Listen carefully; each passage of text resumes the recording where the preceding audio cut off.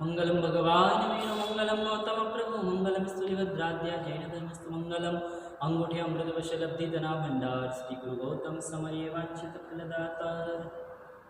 धर्म लाभ अच्छे होंगे। लॉकडाउन के समय का वास्तविक उपयोग भी कर रहे होंगे। इस लॉकडाउन से हमें एक चीज का सीख लेना चाहिए कि जीवन किस तरह से परिवर्तन हो सकता है और जीवन को किस तरह से निर्माण किया जा सकता है। बहुतों के मन में प्रश्न होता होगा कि इस खाली समय का उपयोग किस तरह से करें। तो इसके लिए 3 टिप्स मैं आपके सामने रखता हूं। जीवन निर्माण और जीवन परिवर्तन किस तरह से हो सकता है, किस तरह से किया जा सकता है। तो सबसे पहले हम कौन हैं, हमारा अस्तित्व क्या है, हमारा वजूद क्या है। कोई पिता के सामने अगर किसी बेटे का प्रशंसा किया जाता है तो उस पिता को कितना अत्यधिक आनंद होता है। आपका वास्तविक वजूद, अगर कोई आपको ऐसा कहे कि भाई असली जैन आप है, हम तो पीछे से बने हुए हैं, तो आपको कितना गर्व लेना चाहिए। मैं आपको एक बात कह दूं कि पार्श्वनाथ वंश के परंपरा के हम जैन, जो बाद में श्रावक के अपभ्रंश रूप में सराक नाम से जाने गए, जब लोग इस वास्तविकता को जानते हैं, पहचानते हैं और समझते हैं, तब आश्चर्य करते हैं, अरे वाह, आप तो असली जैन हैं। पार्श्वनाथ परंपरा के आप जैन, और हम तो बाद में बने हुए हैं। रत्न प्रभु श्री महाराज साहब ने हमको जैन बनाया, तब जाकर के हम जैन बने। तो आप अपना वजूद को, आप अपना अस्तित्व को समझने का प्रयत्न कीजिए कि मैं असली श्रावक हूं, तो मेरा कर्तव्य क्या है। एक श्रावक का कर्तव्य होता है सामायिक करना, एक श्रावक का कर्तव्य होता है अच्छी तरह से जीवन जीना, एक श्रावक का कर्तव्य होता है किसी का दिल नहीं दुखाना, एक श्रावक का कर्तव्य है कि हम परमात्मा की पूजा करें, वगैरह वगैरह। तो इस लॉकडाउन के समय में क्या हम भगवान की पूजा कर रहे हैं, क्या हम सामायिक कर रहे हैं, क्या हम परमात्मा की भक्ति कर रहे हैं। अगर नहीं कर रहे हैं तो ये समझिए कि हम जैन हैं, फिर भी जैन के हिसाब से हम नहीं जी रहे हैं।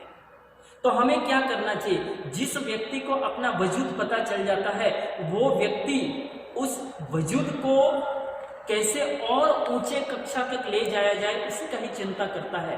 तो हमें भी ये चिंता करनी चाहिए कि हम श्रावक है, हम सराक है, हम जैन है, हमको उस तरह से जीवन जीना चाहिए।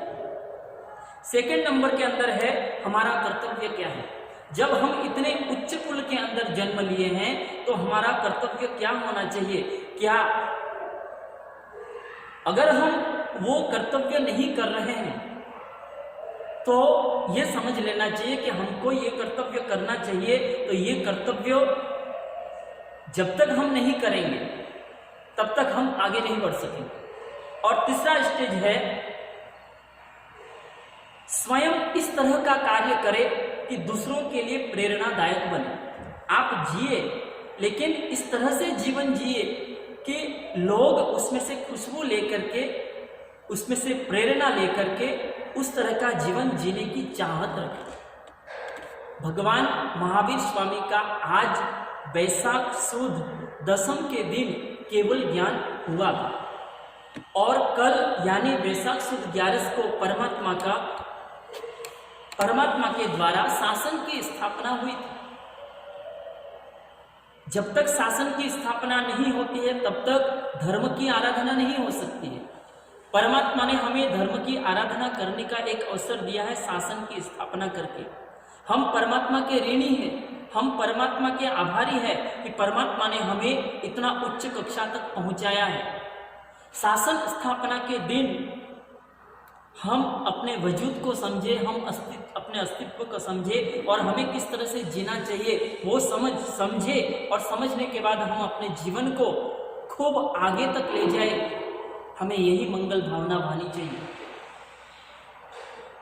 प्राचीन जैन सराक महासंघ के तत्वावधान में जो ई पाठशाला का चाल शुरुआत हुआ है, बहुत ही अनुमोदनीय अवसर है। लॉकडाउन में लोग घर में बैठे बैठे क्या करेंगे, तो उस समय का उपयोग करने के लिए सराक समाज के कुछ उत्साही युवकों ने एक निर्णय लिया कि बच्चों को ऑनलाइन के द्वारा पढ़ाया जाए, उन्हें ज्ञान दान दिया जाए और इस समय का सदुपयोग किया जाए। तो इसमें से कुछ जो पंडित वर्य है, जैसे अनूप गुरुजी, धनंजय गुरुजी, काजल गुरुजी वगैरह ने जो यह स्तुत्य प्रयास किया है और खास करके इसका जो संचालन कर रहे हैं जो प्रसेनजीत माझी और रितेश सराक वगैरह जो इस कार्य को देख रेख कर रहे हैं और लोगों तक यह ज्ञान प्रदान करने का यह स्तुत्य प्रयास कर रहे हैं, वास्तविक में वो बहुत ही अनुमोदनीय है, बहुत ही प्रशंसनीय है, बहुत ही धन्यवाद के पात्र है।